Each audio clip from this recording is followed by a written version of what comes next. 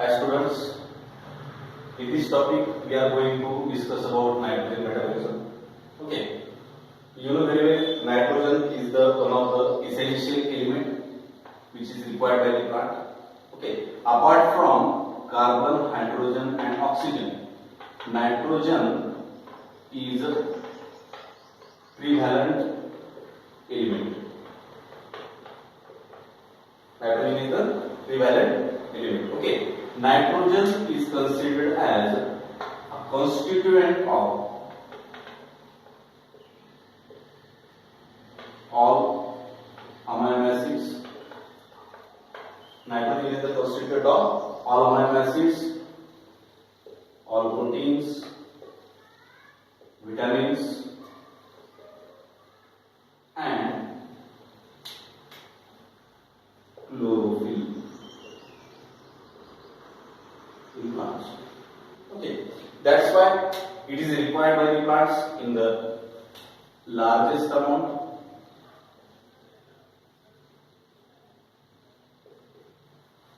It is required by the plant in largest amount. Okay, now we are talking about nitrogen cycle here.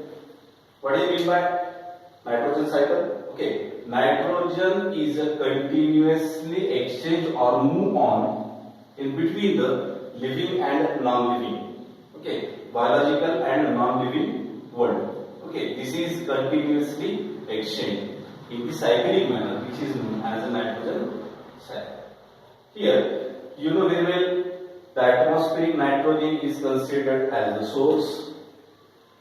Atmospheric nitrogen is considered as the source of nitrogen. In the atmosphere, nitrogen is present in the form of molecular nitrogen. Okay, in the atmosphere, nitrogen is present in the form of molecular nitrogen, and these will convert into the ammonia, ammonium ions, okay, nitrite and nitrate.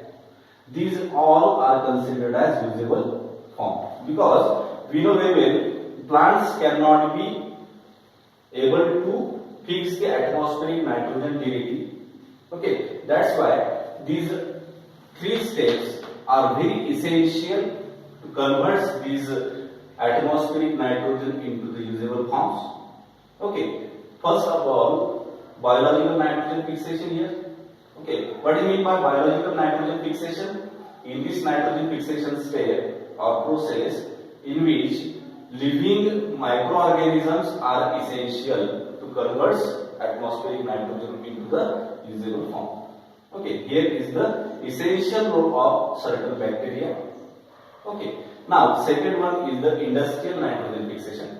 In this industrial nitrogen fixation, okay, combustion, forest fires, okay, automobile industries, okay, after that power station, this nitrogen get converts into the usable form.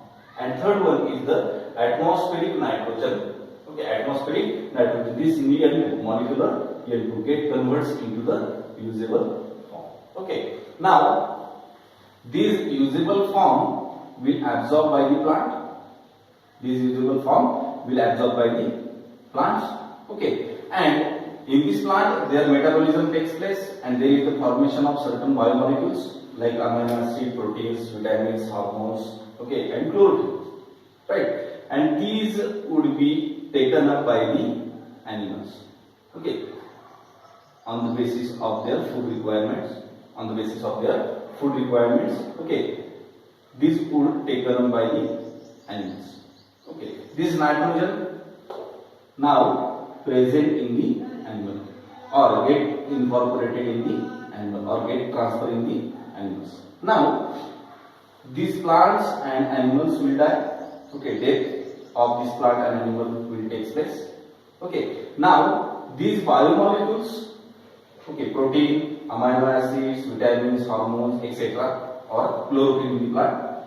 Now, these biomolecules or organic form of the nitrogen, okay, get converts into the usable form again. Get converts into the usable form again, or these biomolecules or organic nitrogen get returned back to the usable form. Get returned back to the usable form. Okay, and this process is known as ammonification. Now, what do you mean by ammonification here? Okay, organic nitrogen get converts into the usable form again. This process is known as ammonification. This process is known as ammonification. Okay, and this ammonification takes place with the help of certain bacteria, which is also known as decaying bacteria, or it is also considered as ammonifying bacteria. Okay, this is also considered as ammonifying bacteria. Here, again, these animals, okay, living animals excrete their nitrogenous waste in the form of urea, excretes nitrogenous waste in the form of urea by the process of excretion. This is also considered as ammonification. This is also considered as ammonification. Okay, and now this urea again converts into the, okay, this usable form, right? This urea again converts into this usable form. Now, when this usable form again return back to the atmosphere or atmospheric nitrogen, this usable form again return back to the atmosphere here. Now, this usable form again return back to the atmospheric nitrogen or in the form of nitrogen. Okay, this process is considered as denitrification. This process is known as denitrification, and this denitrification accompanied by denitrifying bacteria. Okay, this denitrification accompanied by denitrifying bacteria. Okay, now the first step, okay, we are going to explain here atmospheric fixation. Okay, as I told you here, the source of nitrogen in the atmosphere. Okay, now this nitrogen combines with oxygen. This nitrogen combines with oxygen. Okay, these both are present in the atmospheric air.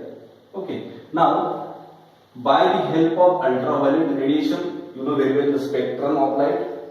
Okay, spectrum of light. In that spectrum of light, there is the ultraviolet radiation. Ultraviolet radiation. Okay, and the lightning which takes place during the rainy season. Okay, both of these factors responsible for the conversion of atmospheric nitrogen into NO.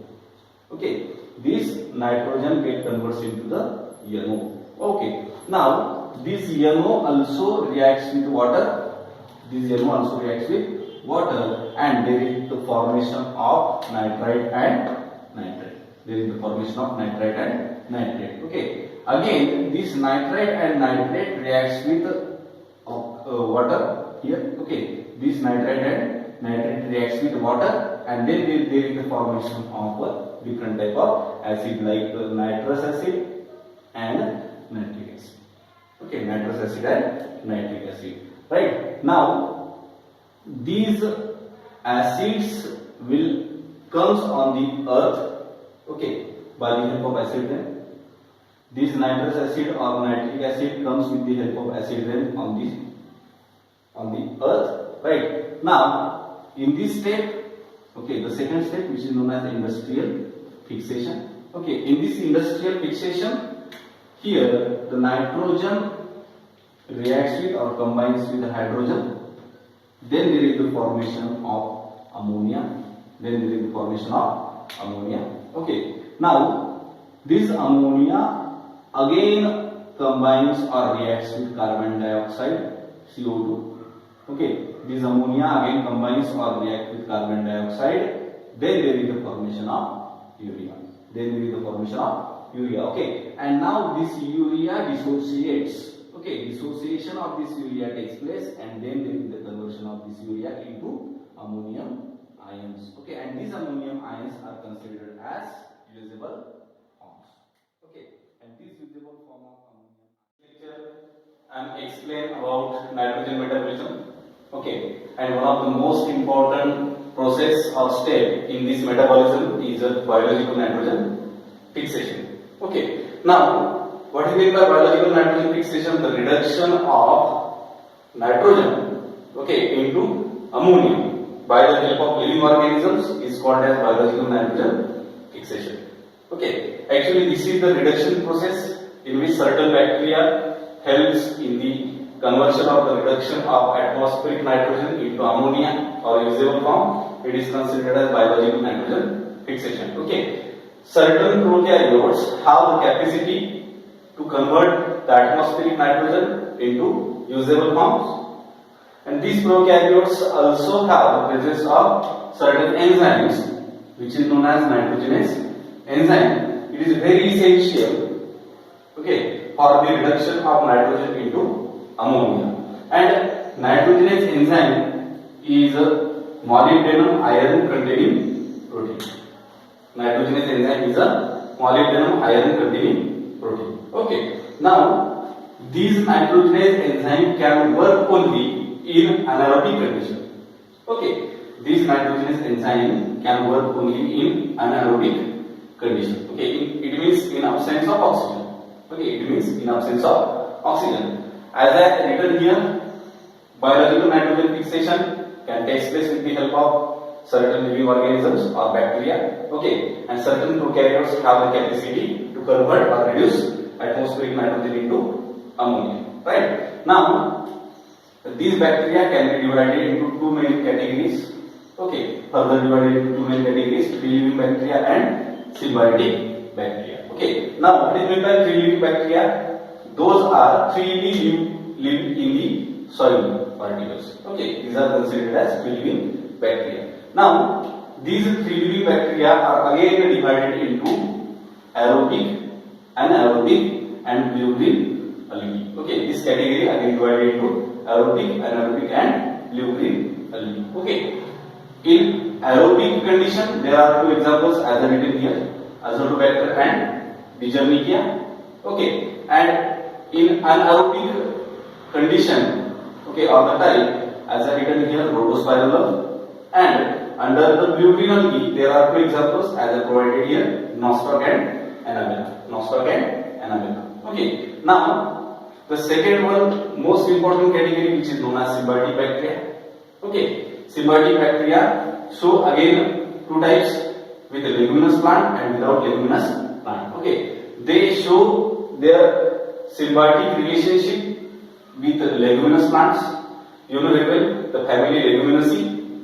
Okay, those show legumes on their roots. Okay, those plants which show legumes on their roots are considered as leguminous plants. And certain bacteria like Rhizobium show association with the leguminous plant. They show association with the leguminous plant. Okay, now without leguminous plant, there is an example, okay, of Frankia. Frankia is a symbiotic bacteria, but Frankia do not show association with leguminous plant. They show association with, okay, non-leguminous plant or without leguminous plant. Okay, here the example of that plant is Ulmus.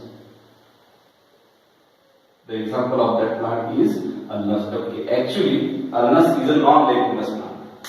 Ulmus is a non-leguminous plant. Okay, and Frankia show association with this type of plant. Okay, Ulmus. In exam, the question will arise here, or they will ask you some questions. Okay, on the basis of this category, they will ask which of the following bacteria helps in the nitrogen fixation in a non-leguminous plant like Ulmus. Then your answer will be Frankia. Okay, your answer will be Frankia. Now, under this topic, we are explained in detail about the species of Rhizobium.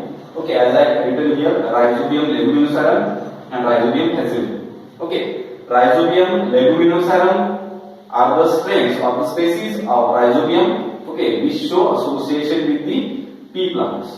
Okay, which show association with the pea plants. And Rhizobium hesseoli show association with the bean plants. Okay, they show association with the bean plants. Okay, now these Rhizobium bacteria which show association, symbiotic association with the leguminous plant. Okay, both are considered as leguminous plant, pea and bean. Okay, the nature of this Rhizobium is aerobic. Okay, it means they requires oxygen for their survival. Okay, they are symbiotic, as I told you here.